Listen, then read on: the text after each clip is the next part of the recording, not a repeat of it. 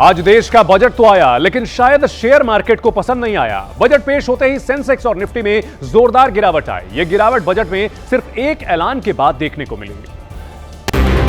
केंद्रीय वित्त मंत्री निर्मला सीतारमण ने बजट भाषण में फ्यूचर एंड ऑप्शन ट्रेडिंग पर एसटीटी को 0.02% से बढ़ाकर 0.05% करने का ऐलान किया। इस एक ऐलान के बाद शेयर मार्केट में भारी बिकवाली शुरू हो गई। बेंचमार्क इंडेक्स में जोरदार गिरावट आई। एक बार के लिए सेंसेक्स तो करीब 2300 अंक टूटा, जबकि निफ्टी भी करीब 550 अंक गिरा। दरअसल जब आप शेयर बाजार में शेयर, इक्विटी, म्यूचुअल फंड या डेरिवेटिव की खरीद फरोख्त करते हैं तो सरकार जो टैक्स लेती है उसे एसटीटी कहते हैं। एसटीटी की बढ़ोतरी के बाद शेयर बाजार में भारी गिरावट आई। हालांकि बाद में थोड़ी रिकवरी देखी गई, लेकिन फिर आखिरी घंटे में तगड़ी गिरावट पर मार्केट बंद हुआ। स्टैंडर्ड ट्रांजैक्शन टैक्स यानी एसटीटी बढ़ाने के ऐलान से सेंसेक्स बुरी तरह टूट गया और करीब 1547 अंक गिरकर 80,712 के स्तर पर बंद हुआ, जबकि निफ्टी 495 अंक गिरकर 24,825 पर बंद हुआ। बजट भाषण के बाद डिफेंस शेयर में जोरदार गिरावट आई। कुछ शेयर के भाव तो 10% तक गिर गए। HAL, BEL, Bharat dynamics, Mazagon dock ship builders जैसे दिग्गज शेयरों में तो 4% से लेकर 8% तक गिरावट आई। सरकारी बैंक सेक्टर में भी करीब 4% की गिरावट देखने को मिली। Metal, media, IT, financial services और रियल्टी समेत सभी सेक्टर में गिरावट देखने को मिली। हालांकि यूनियन बजट पर एक्सपर्ट्स की मिलीजुली प्रतिक्रिया सामने आई।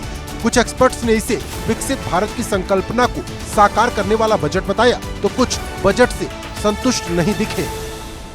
पंकज जी, आम आदमी के लिए कुछ मिला है कि नहीं?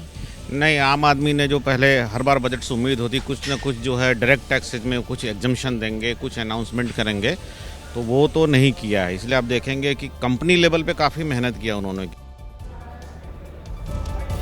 बजट की सबसे बड़ी घोषणाओं में एक है देश के अलग अलग हिस्सों में 7 नए हाई स्पीड रेल कॉरिडोर का ऐलान। वित्त मंत्री ने अपने बजट भाषण में इन हाई स्पीड कॉरिडोर्स को ग्रोथ का कनेक्टर्स बताया और कहा कि इनसे देश की आर्थिक तरक्की और तेज होगी।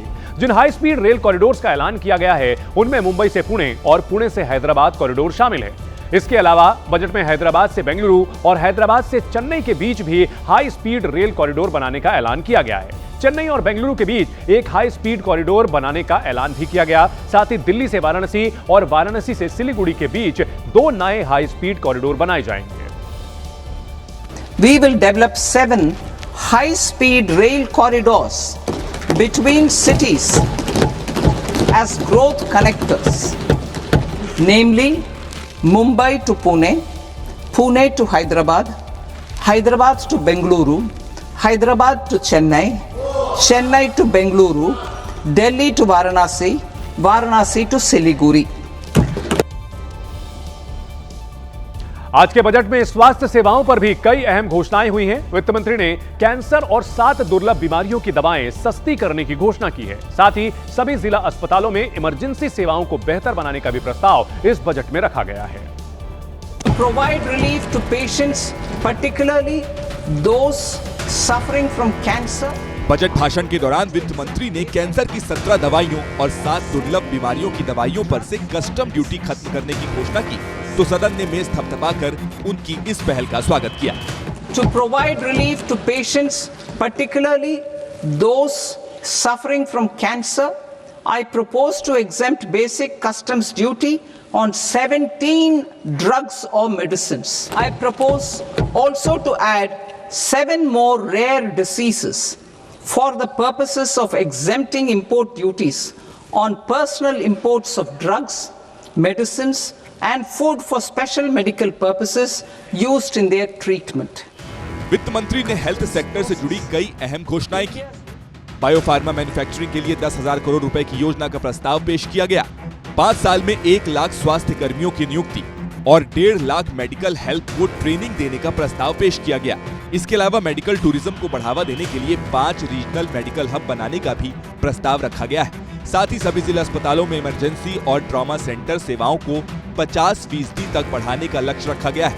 इसके अलावा मानसिक रोगों के इलाज के लिए NIM HANS 2 बनाने का भी ऐलान वित्त मंत्री ने किया। साथ ही 3 नए all India institute of Ayurveda बनाने की भी घोषणा की गई है।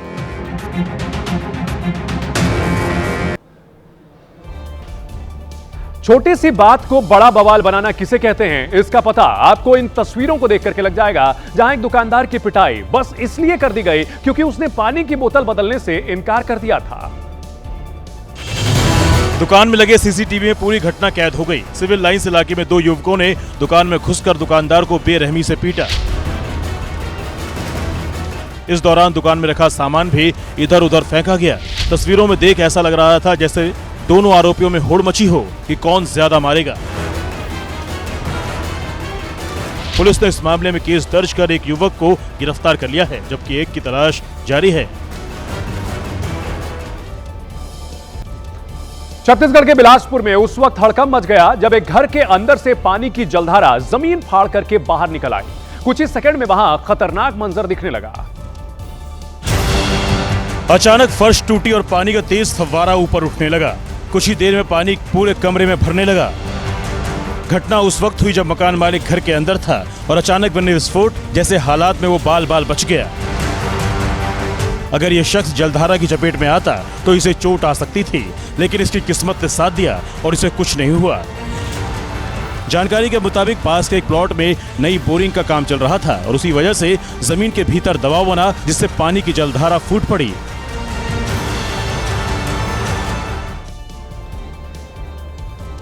रांची के कांटाटोली इलाके में उस वक्त दहशत फैल गई जब खादगड़ा बस स्टैंड के अंदर खड़ी कई बसों में अचानक आग लग गई। आग इतनी भयानक थी कि लोगों के चेहरों का रंग उड़ गया।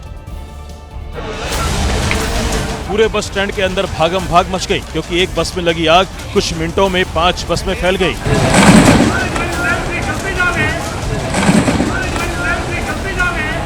लोगों की सांसें अटक गई, क्योंकि भयंकर आग की वजह से बसों में छोटे छोटे धमाके शुरू हो गए।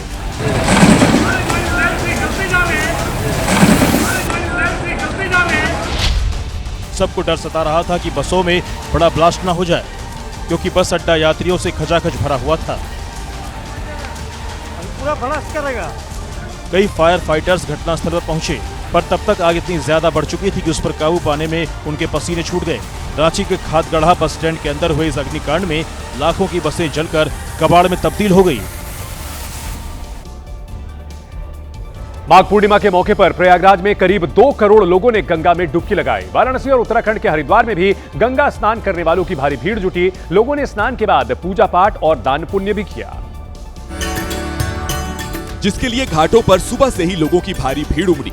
माघ पूर्णिमा पर गंगा स्नान का विशेष महत्व माना जाता है। ऐसे में प्रयागराज में अलग अलग राज्यों से लोग पहुंचे और गंगा में आस्था की डुबकी लगाई।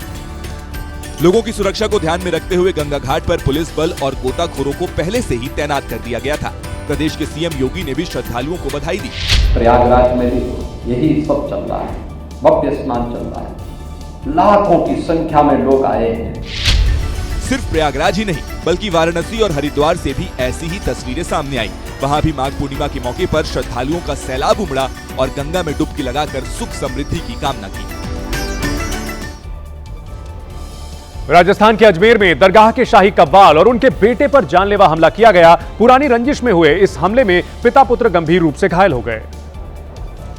ये हमला तब हुआ जब दरगाह में महफिल खत्म होने के बाद पिता पुत्र घर लौट रहे थे। तभी पहले से घात लगाकर बैठे कुछ लोगों ने उन्हें घेर लिया और चारों तरफ से टूट पड़े। पुरानी रंजिश के कारण 10 से ज्यादा आरोपियों ने पिता पुत्र पर लाठी डंडों से ताबड़तोड़ वार किए, जिससे दोनों जमीन पर गिर पड़े। काफी देर बाद आसपास के लोग वहां पहुंचे और बीच बचाव करते हुए हमलावरों को हटाया। आंध्र प्रदेश के गुंटूर में टीडीपी के समर्थकों ने वाईएसआर कांग्रेस पार्टी के नेता और पूर्व मंत्री अंबाती रामबाबू के घर पर जमकर तोड़फोड़ की। ये समर्थक सीएम चंद्रबाबू नायडू के खिलाफ अंबाती रामबाबू की आपत्तिजनक टिप्पणी से नाराज थे और इसी वजह से सैकड़ों की तादाद में टीडीपी के समर्थकों ने अंबाती रामबाबू के घर पर धावा बोल दिया। समर्थकों ने घर के बाहर खड़ी गाड़ियों में जमकर तोड़फोड़ की। भीड़ ने वहां जमकर उत्पात मचाया। लोगों ने घर की खिड़कियां तोड़ दी, वहां रखे गमलों को फेंक दिया। हैरानी की बात यह थी कि ये सब पुलिस की मौजूदगी में हुआ। लोग तोड़फोड़ करते रहे जबकि पुलिस तमाशबीन बनी रही। मामला बिगड़ने के बाद पुलिस ने देर रात अंबाती रामबाबू को गिरफ्तार कर लिया।